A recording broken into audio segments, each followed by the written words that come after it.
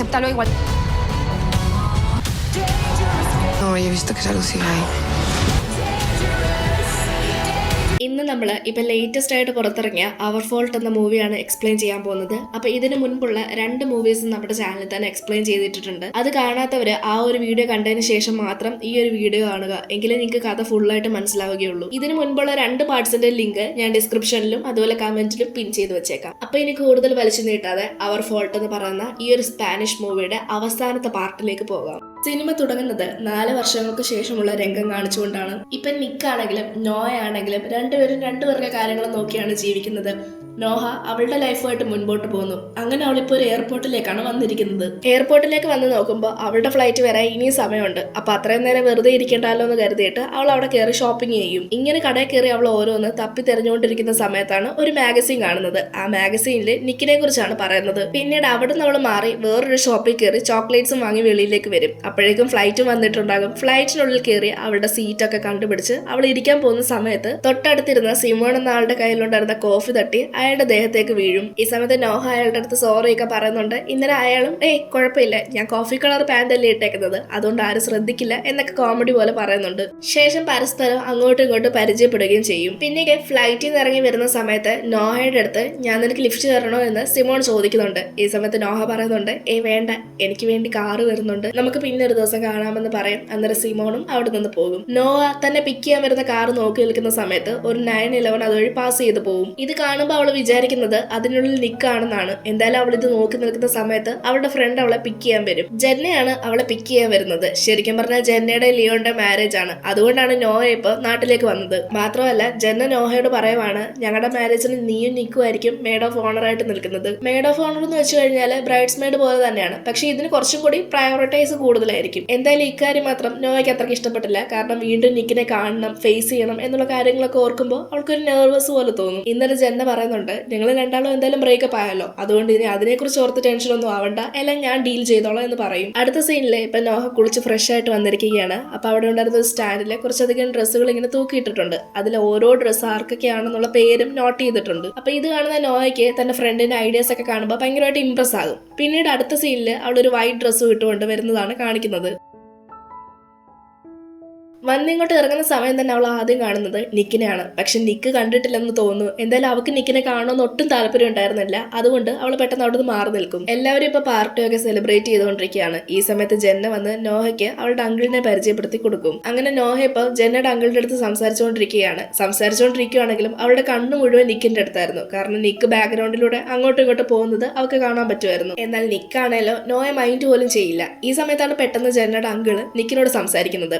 അതായത് നോയുടെ അടുത്ത് സംസാരിച്ചുകൊണ്ടിരിക്കുന്ന ഇടയില് നിക്കിനോട് ജെന്നയുടെ അങ്കിള് സംസാരിക്കും. ആ സമയത്ത് നിക്കിന്റെ മുന്നിൽ തന്നെ നോഹ നിൽപ്പുണ്ട്. പക്ഷെ അന്നേരവും നിക്ക് നോയെ മൈൻഡ് പോലും ചെയ്യില്ല. ശേഷം അടുത്ത സീനില് നോയെയും അതുപോലെ ലിയോന്റെ ബ്രദറിനെയാണ് കാണിക്കുന്നത്.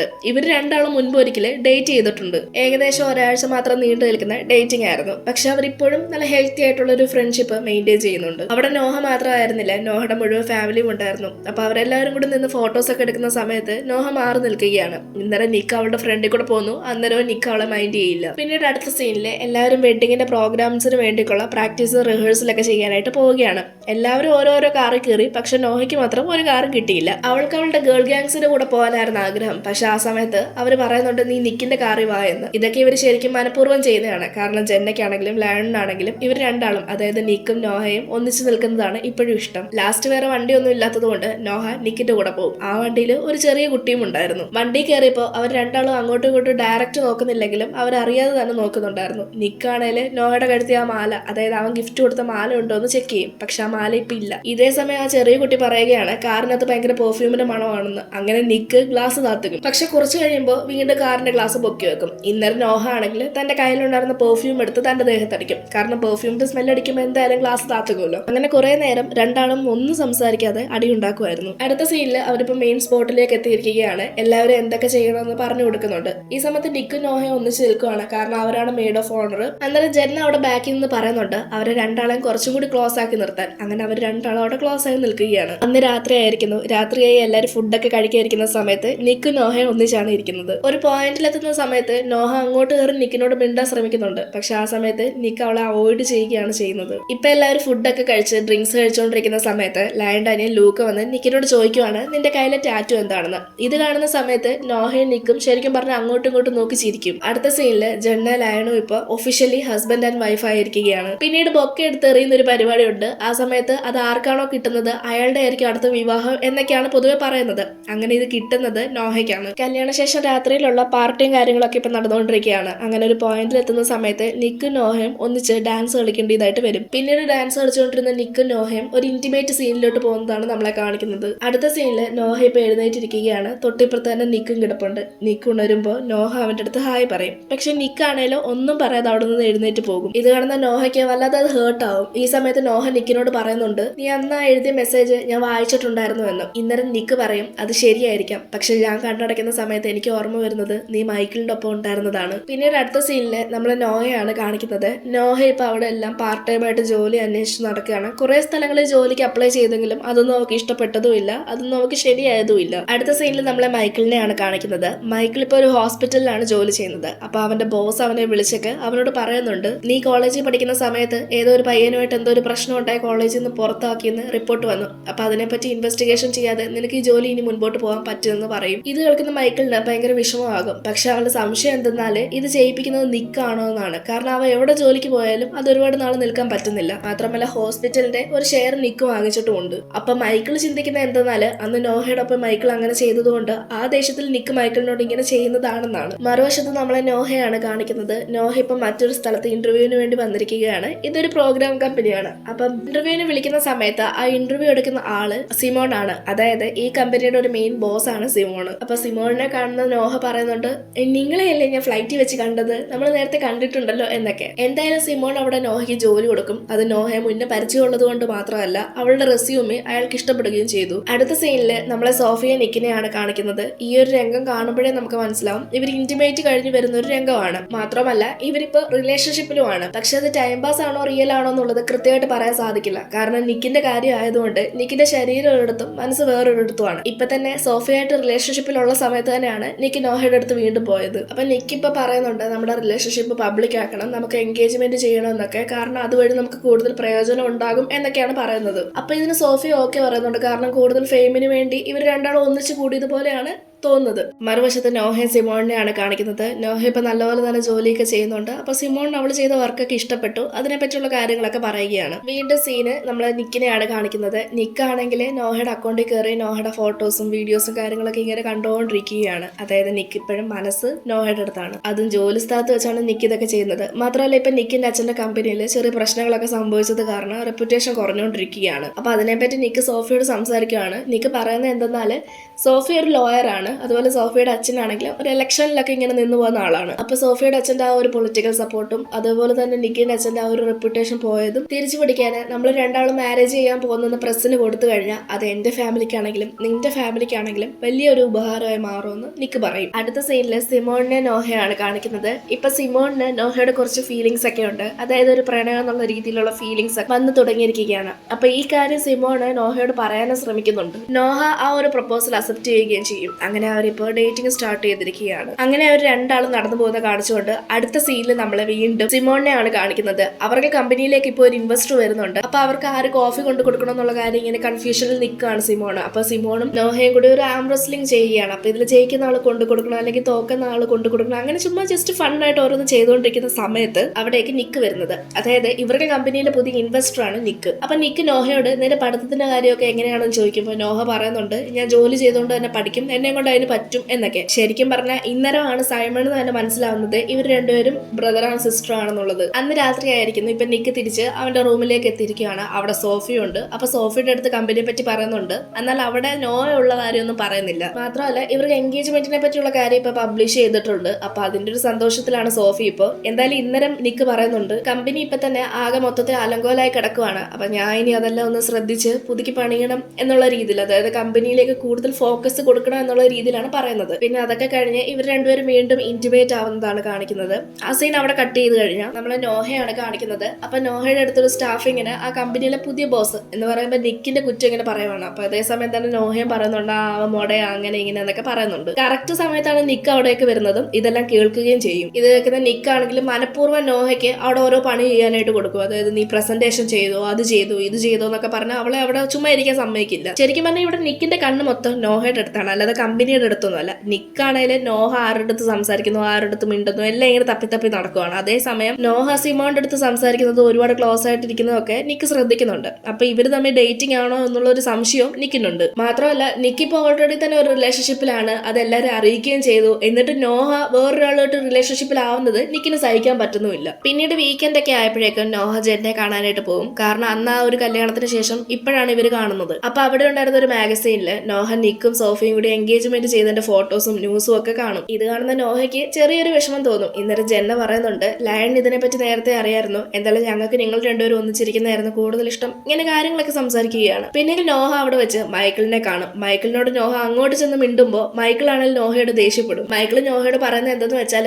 അന്ന് നിന്നോട് അങ്ങനെ ചെയ്തതിന് നീ എന്നോട് പകരം വീട്ടുമല്ലേ, നീ കാരണം എന്റെ ജീവിതം തൊലഞ്ഞു, നീയും നിക്കും ഇത് മനഃപൂർവ്വമല്ലേ ചെയ്യുന്നേ, നീയൊക്കെ കാരണം എനിക്ക് ജീവിക്കാൻ പറ്റുന്നില്ല എന്നൊക്കെ പറഞ്ഞിട്ട് അവിടുന്ന് പോകും. ഇതിനുശേഷം നോഹ സോഫിയെ വിളിച്ചൊക്കെ കാര്യങ്ങളൊക്കെ പറയും. അതായത് സോഫിയോട് ആദ്യം നോഹ പറയുന്നത്, ഞാൻ ഈ പറയുന്ന കാര്യം നിക്ക് അറിയണമെന്ന് എനിക്ക് ഒരാഗ്രഹവും ഇല്ല, മൈക്കിളിനെ ഇങ്ങനെ ടാർഗറ്റ് ചെയ്യുന്ന ഇനിയെങ്കിലും നിർത്തണം, ഞാൻ കാരണമാണ് അവന്റെ ജീവിതം തൊലഞ്ഞെന്നുള്ള രീതിയിലാണ് അവ ഇപ്പൊ തന്നെ സംസാരിക്കുന്നത്. സോഫി അന്നേരം ഓക്കെ ഞാൻ നിക്കിനോട് പറയാം എന്നുള്ള രീതിയിൽ അത് സംസാരിക്കും. അതായത് നല്ല രീതിയിൽ തന്നെ ഡീൽ ചെയ്യും. അടുത്ത സീനിൽ നമ്മളെ നിക്കിന്റെ വീടാണ് കാണിക്കുന്നത്. അതായത് നോഹയുടെ നിക്കിന്റെ വീടാണ് കാണിക്കുന്നത്. അപ്പൊ നിക്ക് അവിടേക്ക് അവന്റെ കുഞ്ഞ് അനീതിയെ കൊണ്ടുവന്നേക്കുവാണ്. അപ്പൊ മാഡിയെ കണ്ടതും നിക്കിന്റെ അച്ഛൻ മാഡിയുടെ അടുത്തേക്ക് വരുന്നുണ്ട്. എന്നാൽ മാഡി നിക്കിന്റെ അച്ഛനോട് സംസാരിക്കാതെ അവിടെ നിന്ന് ഓടിപ്പോവുകയാണ്. അത് നേരെ ഓടിപ്പോകുന്നത് നോഹയുടെ അടുത്തേക്കാണ്. പിന്നീട് അടുത്ത സീനിൽ ഇവരെല്ലാരും ഒന്നിച്ചിരുന്ന് ടേബിളിലിരുന്ന് ഫുഡ് കഴിക്കുന്നതാണ് കാണിക്കുന്നത്. എന്നാൽ ഫുഡ് കഴിച്ച നോഹയ്ക്ക് പെട്ടെന്ന് വോമിറ്റിംഗ് വരികയും അതുപോലെ അവൾ വോമിറ്റ് ചെയ്യുന്നതും കാണിക്കുന്നുണ്ട്. അടുത്ത സീനിൽ ആ ഒരു പ്രോഗ്രാമിംഗ് കമ്പനിയാണ് കാണിക്കുന്നത്. അതായത് സിമോണിന്റെ കമ്പനിയാണ് കാണിക്കുന്നത്. അപ്പൊ നിക്ക് കുറച്ച് റൂൾസ് കൊണ്ടുവന്നിട്ടുണ്ട്. ആ റൂൾസ് എല്ലാവരോടും ഇങ്ങനെ പറയുകയാണ്. അതായത് ഓഫീസിലെ സ്റ്റാഫുകൾ തമ്മിൽ അങ്ങോട്ടും ഇങ്ങോട്ടും ഡേറ്റ് ചെയ്യാൻ പാടില്ല, അങ്ങനെ ചെയ്ത് പിരിച്ചു വിടും. അതുപോലെ റൊമാൻസ്, ഫ്ലേട്ടിങ് ഇങ്ങനെയുള്ള കാര്യങ്ങളൊന്നും ഓഫീസിൽ നടക്കത്തില്ല. പിന്നെ അതുപോലെ ഇവിടെ എല്ലാം ക്യാമറാസ് വെച്ചിട്ടുണ്ട്, എല്ലാ വട്ടവും നിങ്ങൾ നിരീക്ഷിച്ചുകൊണ്ടായിരിക്കും ഇരിക്കുന്നത് എന്നൊക്കെ പറയും. ഇത് നിക്ക് ശരിക്കും നോഹയും സിമോനെ ഉദ്ദേശിച്ച് മാത്രം പറയുന്ന കാര്യമാണ്. അത് നോഹയ്ക്ക് നല്ലപോലെ മനസ്സിലായിട്ടുമുണ്ട്. ഇപ്പൊ രാത്രി ആയിരിക്കുകയാണ്. സിമോണും നോഹ ഇപ്പൊ വീട്ടിലെത്തിയിരിക്കുകയാണ്. അതായത് അവരൊന്നിച്ച് താമസിക്കുന്ന വീട്ടിലേക്കാണുള്ളത്. സിമോൺ നോഹയ്ക്ക് വേണ്ടി ഡ്രിങ്ക്സ് ഓഫർ ചെയ്യുന്നു. ഈ സമയത്ത് അവർ ഓഫീസിലെ കാര്യങ്ങളൊക്കെ പറയുന്നുമുണ്ട്. നോഹ പറയാണ്, നിക്കിന്റെ റൂൾസ് ഒക്കെ ഭയങ്കര അരോചകമായിട്ട് തോന്നുന്നു, നിന്റെ ജോലി വരെ പോകാനുള്ള സാധ്യതയുണ്ട്, അതുകൊണ്ട് ഓഫീസിൽ വെച്ച് നമ്മൾ അധികം അടുപ്പമൊന്നും കാണിക്കേണ്ട എന്നൊക്കെ പറയുവാണ്. ഇന്നലെ സിമോണ് എനിക്ക് നിക്കിനെ പേടിക്കേണ്ട കാര്യമില്ലെന്ന് പറഞ്ഞ് അവർ രണ്ടാളും പിന്നീട് ഇന്റിമേറ്റ് ആവുകയാണ്. പിറ്റേന്ന് രാവിലെ കമ്പനിയിൽ എത്തിയ നോഹ ലിഫ്റ്റ് യൂസ് ചെയ്ത് പോകുമ്പോൾ അതിലേക്ക് നിക്കും വരുന്നുണ്ട്. ഇതേ സമയം തന്നെ ആ ഒരു ലിഫ്റ്റിനുള്ളിലും ക്യാമറ കാണാൻ പറ്റും. ഇന്നലെ നിക്ക് നോഹയോട് പറയാണ്, കമ്പനിയിലെ എല്ലാ മുക്കും മൂലയിലും ഞാൻ ക്യാമറ വെച്ചിട്ടുണ്ടെന്ന്. പിന്നെ സിമോൺ നോഹയുടെ അടുത്ത് സംസാരിക്കുന്നതാണ് കാണിക്കുന്നത്. ആ സമയത്ത് അവിടേക്ക് ഒരു റോബോട്ട് വരും. ഈ റോബോട്ടിനകത്ത് വരെ ഒരു ഹിഡൻ ക്യാമറ വെച്ചിട്ടുണ്ടായിരുന്നു. നോഹയ്ക്ക് നിക്കിന്റെ ഈ ഒരു ടോർച്ചർ സഹിക്കാൻ വയ്യാത്തത് കൊണ്ട് അവൾ റിസൈൻ ചെയ്യുവാണെന്ന് നിക്കിനോട് പറയും. അപ്പൊ നിക്കിന്റെ ആ ഒരു സംശയം കൂടുതൽ ഉറപ്പായതുപോലെ ആവും. അതായത് സിമോണും നോഹയും ഇപ്പൊ ശരിക്കും റിലേഷൻഷിപ്പിലാണെന്ന്. അതുപോലെ നോഹയോട് നിക്ക് ഡയറക്റ്റ് ചോദിക്കുന്നുണ്ട്, അപ്പൊ നീയും അവനും ശരിക്കും റിലേഷൻഷിപ്പിലാണോ എന്ന്, അപ്പൊ നീ അവന്റെ കൂടെയാണോ താമസിക്കുന്നത് എന്നൊക്കെ നിക്ക് ചോദിക്കുന്നുണ്ട്. ഇത് കേൾക്കുന്ന നോഹ പറയുന്നുണ്ട്, എന്താ നീയും സോഫിയും ഒന്നിച്ചല്ലേ താമസിക്കുന്നത്, നിങ്ങൾ തമ്മിൽ ഇപ്പൊ റിലേഷൻഷിപ്പിലല്ലേ, അപ്പൊ എനിക്കെന്താ ആയിക്കൂടെ എന്ന രീതിയിൽ. ഈ സമയത്ത് നിക്ക് നോഹയുടെ അടുത്ത് ഫ്ലേർട്ട് ചെയ്യാൻ ശ്രമിക്കും. ഇന്നലെ നോഹ ഇവിടെ ക്യാമറാസ് ഉണ്ടെന്ന് പറഞ്ഞ് അവിടുന്ന് പോകും. ശേഷം നോഹ അവിടുന്ന് പോകാൻ തുടങ്ങുമ്പോൾ നിക്ക് പറയുകയാണ്, നിനക്ക് സിമോണിന് ശരിക്കുള്ള പ്രണയമല്ല. ഇത് കേൾക്കുന്ന നോഹ പറയുന്നുണ്ട്, നിനക്ക് ക്ഷമിക്കാൻ അറിയില്ലെങ്കിലും വെറുതെ വിടാനെങ്കിലും പഠിക്കുമെന്ന്. പിന്നീട് അടുത്ത സീനിൽ നിക്ക് മാഡി അവന്റെ അമ്മയുടെ അടുത്ത് തന്നെ കൊണ്ടുവിടും. എന്നാൽ അതേസമയം തന്നെ അവിടെ നോഹയും ഉണ്ടായിരുന്നു. നിക്കിന്റെ അമ്മ അവനോട് സംസാരിക്കണമെന്ന് പറഞ്ഞ് അവിടെ മാറിയിരുന്ന കുറച്ച് കാര്യങ്ങൾ നിക്കിനോട് പറയും. നിക്കിന്റെ അമ്മയ്ക്ക് ബ്ലഡ് ക്യാൻസർ ആണ്, ഏത് നിമിഷം വേണമെങ്കിലും അവർ മരണപ്പെടാം, അതുകൊണ്ട് മാഡിയെ നീ തന്നെ ഇനി സംരക്ഷിക്കണം എന്നാണ് നിക്കിന്റെ അമ്മ അവനോട് ആവശ്യപ്പെട്ടത്. നിക്കിന്റെ അമ്മ ആവശ്യപ്പെട്ട പോലെ തന്നെ മാഡിയെ അവരവരുടെ വീട്ടിലേക്ക് തന്നെ കൊണ്ടുവരും. മാഡിയെ ഉറക്കിയതിനു ശേഷം നിക്കും നോഹയും അവരവരുടെ റൂമിലേക്ക് പോകാൻ തുടങ്ങും. ഇതേ സമയം തന്നെ നോഹ പറയുന്നുണ്ട്, മാഡിക്ക് എന്തെങ്കിലും ആവശ്യം ഉണ്ടെങ്കിൽ എന്നെ വിളിക്കണമെന്ന്. അങ്ങനെ നോഹ റൂമിലേക്ക് പോകാൻ നേരത്ത് നിക്ക് അവളെ തടയും. ശേഷം തന്റെ റൂമിൽ കിടക്കുമോ എന്നാണ് അവൻ ചോദിക്കുന്നത്. ഇത് കേൾക്കുന്ന നോഹ പറയുന്നത്, ഇല്ല അത് ശരിയാകില്ല, ഇപ്പൊ എല്ലാം നല്ല രീതിയിലാണ് പോകുന്നത്, അത് കൂടുതൽ വഷളാക്കാൻ എനിക്ക് താല്പര്യമില്ല. എന്നാൽ പിന്നീട് അവർ രണ്ടാളും വീണ്ടും ഇന്റിമേറ്റ് ആവുന്നതാണ് നമ്മളെ കാണിക്കുന്നത്. പിറ്റേന്ന് രാവിലെ തന്റെ അടുത്ത് കിടന്ന നോഹയെ നിക്ക് തപ്പും. പക്ഷെ അവിടെ എങ്ങും അവൾ ഉണ്ടായിരുന്നില്ല. ഇതേ സമയം നോഹയാണേൽ അവിടെ നിന്ന് വെളിയിലേക്ക് വന്നിരിക്കുകയാണ്. മാത്രമല്ല അവൾക്ക് എന്തോ ഒരു കുറ്റബോധവും തോന്നുന്നുണ്ട്. അങ്ങനെ അവൾ അവളുടെ സ്കേർട്ടിൽ നോക്കുന്ന സമയത്ത് അതിൽ ഫുള്ള് ബ്ലഡ് ആയിരിക്കുന്നു. പിന്നീട് അവൾ നേരെ ഹോസ്പിറ്റലിലേക്ക് പോകും. ഹോസ്പിറ്റലിൽ വന്നപ്പോൾ ഡോക്ടർ ആ ടാബ്ലറ്റ് എടുത്തോ ഈ ടാബ്ലറ്റ് എടുത്തോ എന്നൊക്കെ ചോദിക്കുന്നുണ്ട്. ഈ ടൈമിൽ ഇങ്ങനത്തെ ടാബ്ലറ്റ് എടുക്കണം ഇങ്ങനെയൊക്കെ പറയുന്നുണ്ട്. നോഹയ്ക്കാണെങ്കിൽ ഇവരെന്താണ് ഈ പറയുന്നത് എന്ന് മനസ്സിലായില്ല. അങ്ങനെ എന്താണെന്ന് ചോദിക്കുമ്പോഴാണ് ഇവര് പറയുന്നത് നോഹ ഇപ്പൊ 4 മാസം പ്രഗ്നന്റ് ആണ്, മാത്രമല്ല ഇത് റിസ്ക് ഉള്ള പ്രഗ്നൻസി ആണ്, അബോർഷൻ ചെയ്യാനും പറ്റില്ല, നല്ല രീതിയിൽ സൂക്ഷിക്കുകയും വേണം. ഇക്കാര്യങ്ങളെല്ലാം മൈക്കിള് ആ ഹോസ്പിറ്റലിൽ നിന്ന് കേൾക്കുന്നുണ്ടായിരുന്നു. കാരണം ഇപ്പൊ മൈക്കിള് ആ ഹോസ്പിറ്റലിലാണ് വർക്ക് ചെയ്യുന്നത്. മാത്രമല്ല നോഹയുടെ സ്കാനിങ് റിപ്പോർട്ട്സും കാര്യങ്ങളെല്ലാം പ്രൂഫ് ആയിട്ട് എടുത്ത് വെക്കുകയും ചെയ്യും. അടുത്ത സീനിൽ ജെന്നെ നോഹയാണ് കാണിക്കുന്നത്. നോഹ ഈ കാര്യങ്ങളൊക്കെ ജെന്നോട് പറയുമ്പോൾ ജെന്ന പറയുന്നത് എന്തെന്ന് വെച്ചാല് നീ ഈ കാര്യങ്ങളൊക്കെ നിക്കിനോട് പറയുന്നതാണ്. പക്ഷെ നോഹ പറയുന്നത് എന്തെന്ന് വെച്ചാല് ഇപ്പൊ ഓൾറെഡി തന്നെ നിക്ക് മറ്റൊരു റിലേഷൻഷിപ്പിലായിരിക്കുകയാണ്. അതുകൊണ്ട് ഈ കുഞ്ഞിന്റെ പേരും പറഞ്ഞ് അവന്റെ പുറകെ പോയി അവനെ ശല്യം ചെയ്യാൻ എനിക്ക് ഒട്ടും താല്പര്യമില്ല. അടുത്ത സീനില് മൈക്കിളിനെ സോഫിയാണ് കാണിക്കുന്നത്. മൈക്കിള് നേരത്തെ ആ സ്കാനിങ് റിപ്പോർട്ടൊക്കെ പ്രൂഫായിട്ട് എടുത്തിട്ടുണ്ടായിരുന്നല്ലോ,